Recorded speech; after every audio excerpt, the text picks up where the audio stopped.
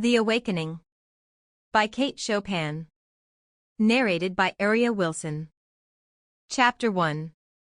A green and yellow parrot, which hung in a cage outside the door, kept repeating over and over, Allez-vous-en. Allez-vous-en. Sapristi.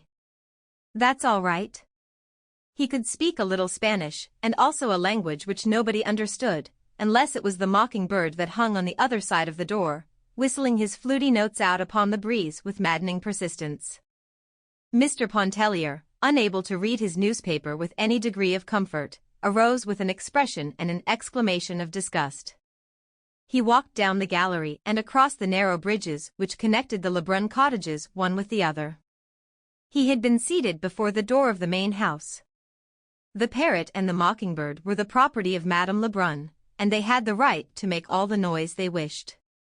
Mr. Pontellier had the privilege of quitting their society when they ceased to be entertaining.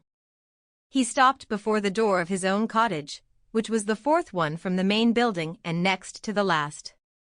Seating himself in a wicker rocker which was there, he once more applied himself to the task of reading the newspaper. The day was Sunday, the paper was a day old. The Sunday papers had not yet reached Grand Isle.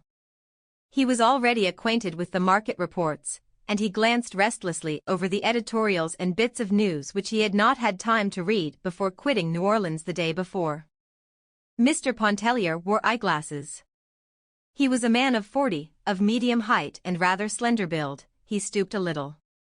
His hair was brown and straight, parted on one side.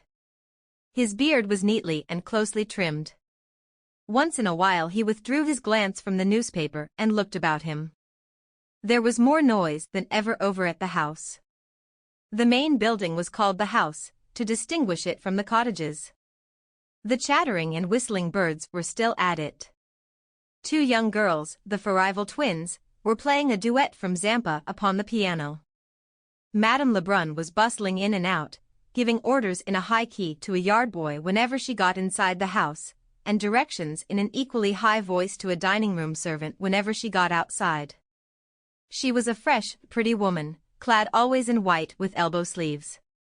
Her starched skirts crinkled as she came and went. Farther down, before one of the cottages, a lady in black was walking demurely up and down, telling her beads. A good many persons of the pension had gone over to the Chenier Caminada in Budlet's Lugger to hear mass. Some young people were out under the water oaks playing croquet.